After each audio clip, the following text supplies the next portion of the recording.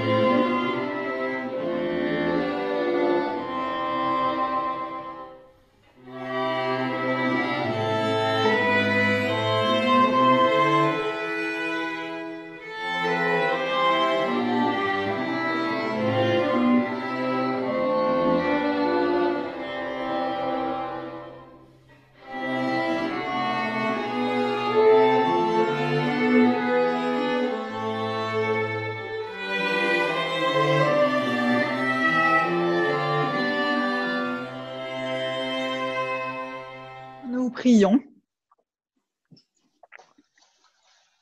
Seigneur, lorsque nous pensons à notre vie, nous sommes bien obligés de reconnaître que nous ne sommes pas des héros de la foi. Pourtant, tu veux bien te servir de nous.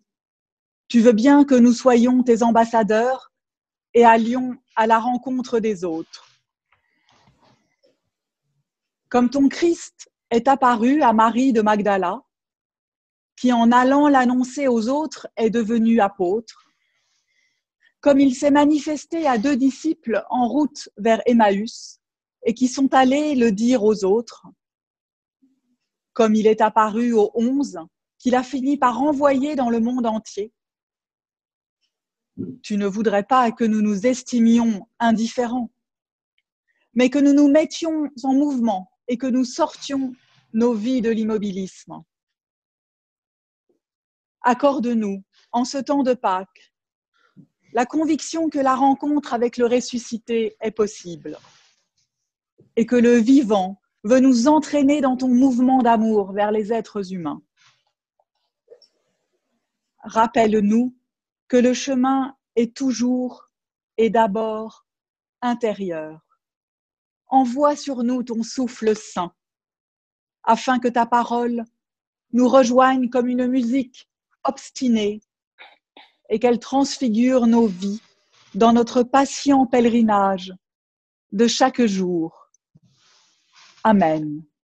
Dans l'Évangile selon saint Luc, au chapitre 24, les versets 13 à 35. Et voici que, ce même jour, 2 d'entre eux se rendaient à un village du nom d'Emmaüs, à 2 heures de marche de Jérusalem. Ils parlaient entre eux de tous ces événements. Or, comme ils parlaient et discutaient ensemble, Jésus lui-même les rejoignit et fit route avec eux, mais leurs yeux étaient empêchés de le reconnaître. Il leur dit: « Quels sont ces propos que vous échangez en marchant ?» Alors ils s'arrêtèrent, l'air sombre. L'un d'eux, nommé Cléopas, lui répondit: « Tu es bien le seul à séjourner à Jérusalem qui n'ait pas appris ce qui s'y est passé ces jours-ci. » « Quoi donc ?» leur dit-il. Ils lui répondirent: « Ce qui concerne Jésus de Nazareth, qui fut un prophète puissant en action et en parole, devant Dieu et devant tout le peuple. Comment nos grands prêtres et nos chefs l'ont livré pour être condamné à mort et l'ont crucifié. Et nous espérions qu'il était celui qui allait délivrer Israël. Mais, en plus de tout cela, voici le 3e jour que ces faits se sont passés. Toutefois, quelques femmes qui sont des nôtres nous ont bouleversés. S'étant rendues de grand matin au tombeau, et n'ayant pas trouvé son corps, elles sont venues dire qu'elles ont même eu la vision d'anges qui le déclarent vivant. Quelques-uns de nos compagnons sont allés au tombeau, et ce qu'ils ont trouvé était conforme à ce que les femmes avaient dit. Mais lui, ils ne l'ont pas vu. Et lui leur dit: « Esprit sans intelligence, cœur lent à croire tout ce qu'ont déclaré les prophètes, ne fallait-il pas que le Christ souffrit cela et qu'il entrât dans sa gloire ?» Et, commençant par Moïse et par tous les prophètes, il leur expliqua dans toutes les Écritures ce qui le concernait. Ils approchèrent du village où ils se rendaient, et lui fit mine d'aller plus loin. Ils le pressèrent en disant: « Reste avec nous, car le soir vient et la journée déjà est avancée. » Et il entra pour rester avec eux. Or, quand il se fut mis à table avec eux, il prit le pain, prononça la bénédiction, le rompit et le leur donna. Alors, leurs yeux furent ouverts et ils le reconnurent. Puis, il leur devint invisible. Et ils se dirent l'un à l'autre: « Notre cœur ne brûlait-il pas en nous, tandis qu'il nous parlait en chemin et nous ouvrait les Écritures ?» À l'instant même, ils partirent et retournèrent à Jérusalem. ils trouvèrent réunis les 11 et leurs compagnons, qui leur dirent: C'est bien vrai, le Seigneur est ressuscité, et il nous est apparu à Simon. Et eux racontèrent ce qui s'était passé sur la route et comment ils l'avaient reconnu à la fraction du pain. Nous prions. Notre Dieu, ce matin encore, nous avons écouté la lecture des Écritures. Envoie maintenant sur nous ton esprit, afin que les vieux mots usés deviennent véritablement pour nous paroles vivantes et vivifiantes. Donne-nous des oreilles pour entendre et un cœur pour en vivre. Amen. Mes amis, des chemins de souffrance, il y en a dans la vie des hommes. Ce jour-là, nos deux disciples marchent sur l'un de ces chemins, terribles et redoutables à la fois. Chemin de deuil, l'être aimé n'est plus. Celui qu'ils suivaient depuis plusieurs années déjà, celui pour lequel certains avaient tout quitté, celui qui était leur maître, celui-là n'est plus. Et c'est l'abîme de l'absence qui s'ouvre sous leurs pas. Chemin de désespoir et de désillusion aussi. Ils pensaient suivre le Messie, le libérateur d'Israël, celui qui allait les mener tout à la fois à la liberté et à Dieu, celui qui allait restaurer le royaume d'Israël et la vraie piété. Et voilà que l'histoire se termine en cul-de-sac et de la plus terrifiante manière, l'échec de la prédication du Maître, le fiasco de sa mission, et cela dans l'humiliation, la souffrance et la mort la plus terrifiante qui soit, celle de la crucifixion. Perdus, leur monde vient de s'écrouler sous leurs pas. Chemin d'incompréhension, enfin. Car comment ont-ils pu se méprendre ainsi, se laisser abuser de la sorte par la parole et les gestes de cet homme de Nazareth? N'avait-il donc rien vu, rien entendu, rien compris? Et comme si cela n'était pas suffisant, il y a les femmes qui viennent, par leurs paroles et leurs témoignages, encore tout chambouler. Même l'échec n'est plus si évident. Le deuil n'est plus si certain. Y aurait-il une autre issue? Et c'est alors l'inconnu qui s'ouvre sous leurs pas. Je me dis, mes amis, ne ressemblons-nous pas, nous aussi, à nos disciples d'Emmaüs, tant par rapport à notre foi que par rapport à cette période si étrange et douloureuse que nous traversons. Car nous aussi, nous affrontons un bien drôle de chemin. Le nôtre est intérieur, c'est le chemin immobile où tout semble s'être figé, jusqu'au bon sens parfois. Incompréhension, désespoir et aussi souffrance. Je vous avoue, que je me lasse de tous ces bons apôtres qui voudraient nous faire croire que tout est bien, que cette période est une chance, collectivement et individuellement, pour nous convertir. J'ai envie de crier non, assez. Arrêtons de tricher avec nous-mêmes et avec les événements. Car ce que nous vivons est bien difficile, compliqué et douloureux. Et c'est bien d'abord et avant tout une catastrophe que nous traversons. Je ne parle pas seulement du nombre de morts, non, mais aussi de la situation économique, sociale, humaine qu'elle engendre et qu'elle engendrera encore. J'ai envie de citer Voltaire dans son Candide, lorsque celui-ci s'écrie « Assez de soutenir que tout est bien quand tout est mal. Bien sûr, nous pourrons individuellement et collectivement, nous pourrons faire de ce moment de souffrance, de stupeur et de peur, nous pourrons, dis-je, en faire une occasion de changement. Mais après, n'allons pas trop vite. Car encore nous faut-il au préalable reconnaître, assumer et traverser la souffrance, la solitude pour certains, la peur et les deuils pour d'autres. Nos disciples, nous dit le texte, eux, ne trichent pas. Et peut-être est-ce là l'essentiel. Ils ont l'air sombres, traduit la traduction écuménique de la Bible. Nous pourrions aussi comprendre, ils sont dans la tristesse. Et c'est peut-être pour cela, à cause de cela, qu'ils pourront s'écrier devant ce qui semble être le départ de l'inconnu, reste avec nous. Et si ce reste avec nous, eh bien le cri de la foi, c'est aussi et d'abord le cri du manque, celui de la détresse. Et c'est ce cri du manque qui fait basculer le récit. Alors l'incompréhension devient découverte, ce qui était aveuglement devient reconnaissance, ce qui était fermé devient ouvert, celui qui était absent devient présent.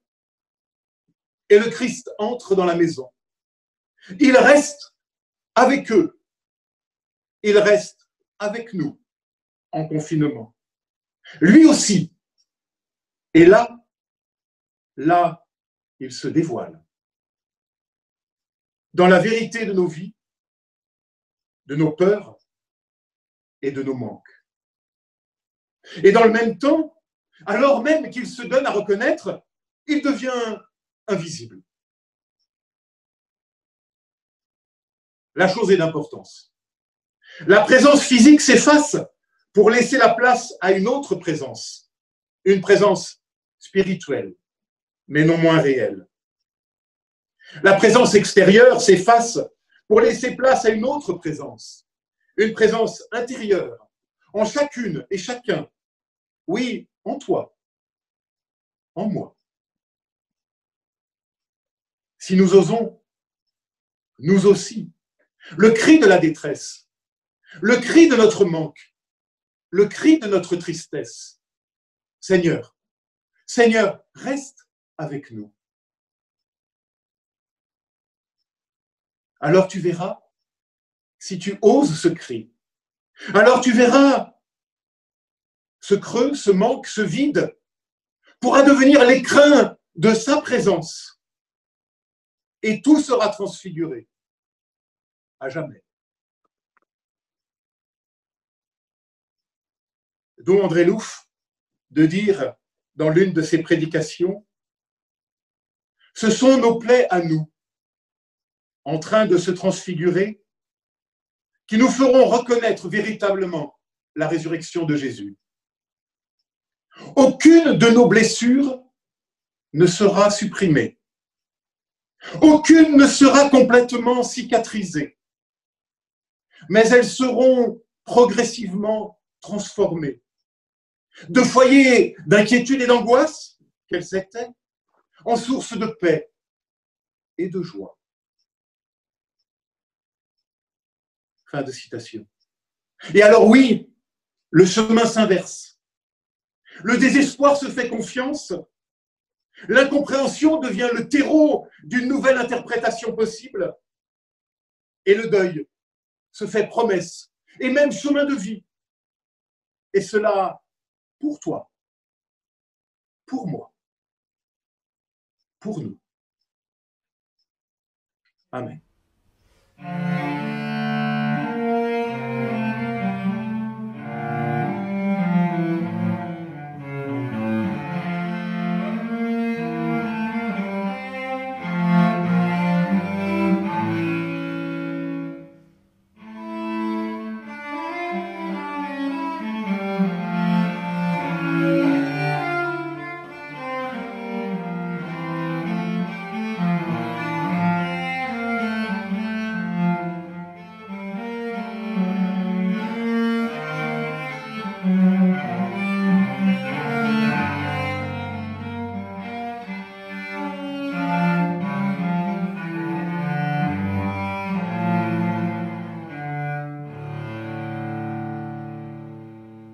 de confession de foi, je vous propose un texte de Lita Basset qui s'inspire du symbole des apôtres.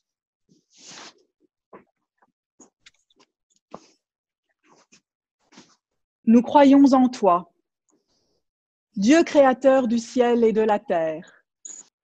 Quand le brouillard se déchire comme une toile fatiguée, quand les étoiles font palpiter la nuit à perte de vue, tu viens et tu nous parles. Nous croyons en toi, Père des cieux, Dieu de notre enfance. Tu nous attends comme on se penche, en retenant son souffle sur le miracle qui prend naissance. Dieu tout vivant, tu nous offres cette vie au présent qui nous échoit, telle une manne imprévisible. Dieu de toute puissance, tu te lèves pour nous défendre, comme on vient prendre par la main l'ami qui n'en peut plus, et nous nous acheminons ensemble vers ta maison. Nous croyons en toi, Jésus de Nazareth, vrai homme, vrai Dieu. Quand la terre n'en finissait pas de tourner sur sa douleur, quand l'espérance s'enlisait dans la peur du lendemain, tu as pris corps au ventre de Marie. Tu as vécu en authentique fils de l'humain, hérité de cette humanité que Dieu avait rêvée tout autre. Tu es mort crucifié avec 2 malfaiteurs. Tu as connu l'abîme de l'angoisse et du désespoir. Tu as crié l'abandon et le silence de Dieu. Et le 3e jour, celui qui veille t'a levé d'entre les morts. Il t'a recueilli dans sa lumière, accueilli en fils de la maison. Nous croyons en toi, Jésus de Nazareth. Tu n'as pas souffert pour rien. Tout ce que tu as dit nous brûle encore le cœur. Quand nous pleurons nos violences et nos lâchetés, tu nous invites à prendre place à tes pieds pour y trouver notre part d'éternité, celle qui ne nous sera jamais ôtée. Nous croyons en toi, Esprit Saint, consolateur incomparable. Quand la mort marque nos corps au fer rouge de la séparation, quand le ciel vide nous laisse béants de solitude, tu viens pacifier tout ce qui nous fait la guerre, tu viens sanctifier nos pourquoi et nos prières. Esprit du Christ vivant, charbon ardent de la parole, ta sainteté se propage comme un feu de bouche à oreille. Nous croyons ton Église, sainte et sans frontières. Tu la sanctifies par le moindre de ses gestes solidaires. Tu lui apprends le lien indéfectible de tout être au Créateur. Tu lui offres la communion unique d'une famille au centuple. Esprit du Christ vivant, charbon ardent de la parole, nous croyons la dissolution du péché. Tu dénoues toute entrave, tu nous relis au Père par le fil d'or de la compassion. Nous croyons la résurrection des morts et de tout ce qui est mort. Tu souffles la vie au tombeau glacé de nos relations. Nous croyons la vie éternelle, l'heure du cœur à cœur, pour toujours. Amen. Amen.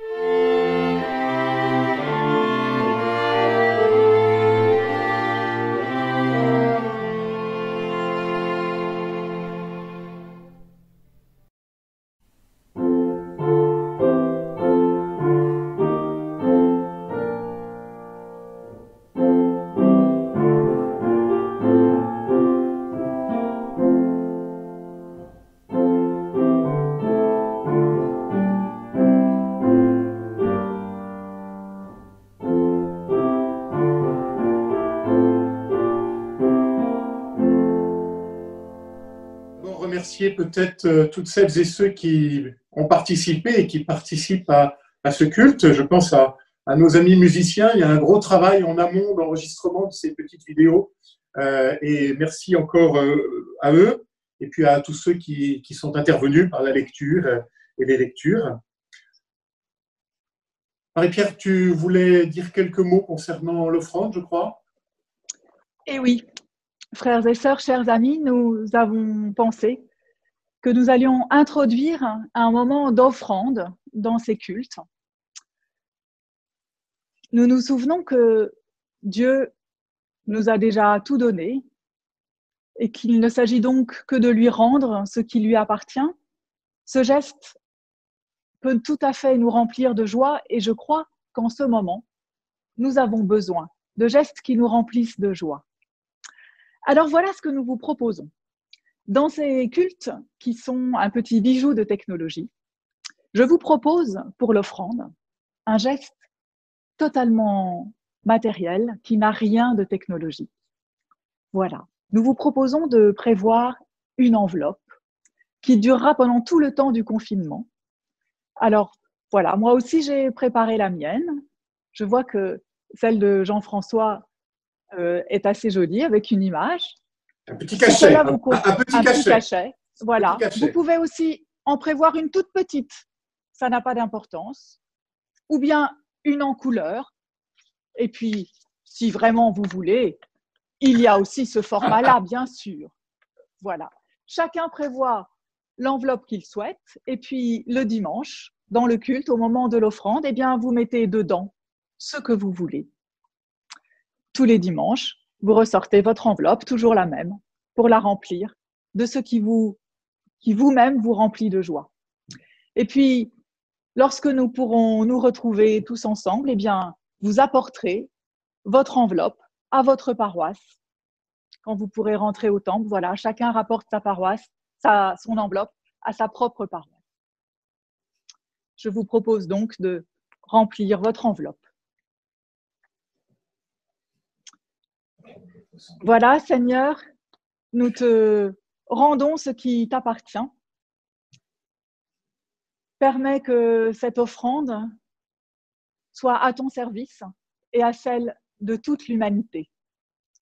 Amen. Le dimanche prochain, on va essayer de monter quelque chose un tout petit peu plus dirigé vers les plus jeunes, les enfants et les adolescents.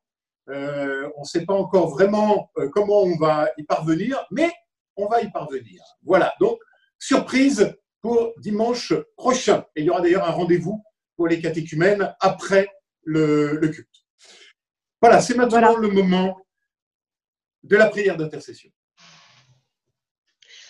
Prions. Dieu de la résurrection et de la vie,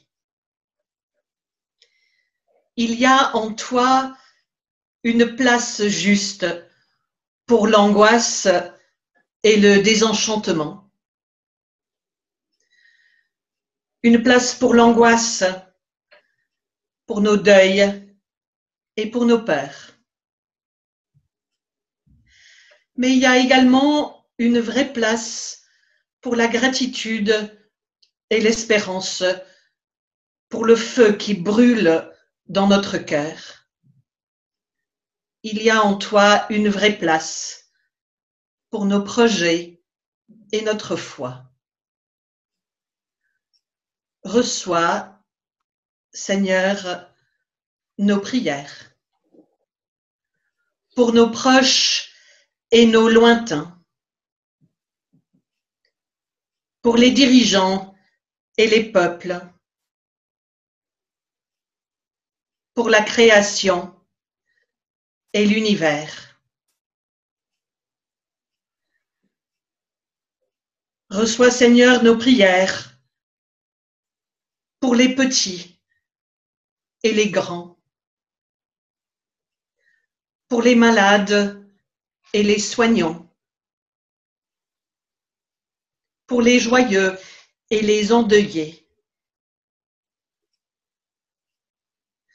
Reçois, Seigneur, nos prières pour nous et pour eux.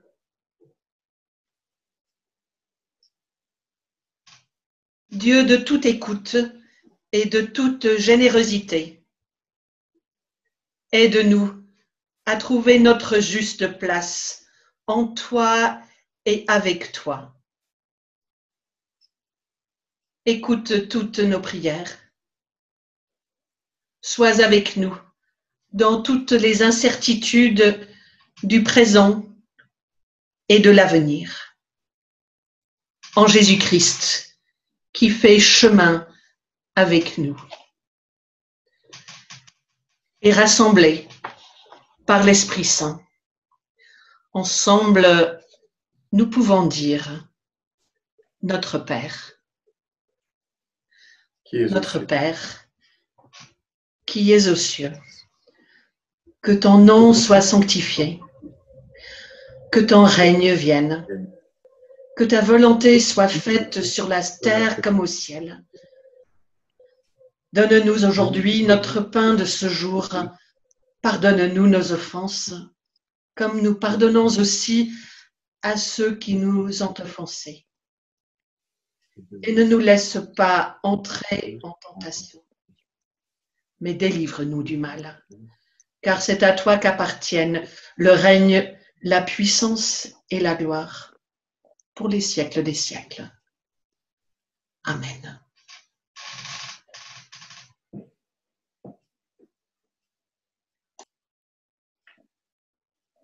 Pour que le jour qui se lève soit plus beau, pour que le ciel de nos rêves soit plus chaud, pour que la joie qui chante soit toujours dans nos vies, tu nous donnes, Seigneur, ton esprit. Pour que nos cœurs qui te cherchent soient plus forts, pour que ta paix soit au creux de nos efforts, et pour que nos vies te chantent le merci de chaque jour, tu nous donnes, Seigneur, ton esprit. Pour que ton cœur brûle en nous comme un grand feu, pour que l'espoir illumine enfin nos yeux, pour que nos vies qui chantent soient lumière et vérité, tu nous donnes, Seigneur, ton esprit. L'Éternel vous bénit et il vous garde. L'Éternel tourne vers vous son visage et vous fait grâce. Il fait pour vous resplendir son regard et vous donne sa paix. Allons maintenant en pèlerin d'Emmaüs, pour aujourd'hui, pour demain et jusqu'en éternité. Amen.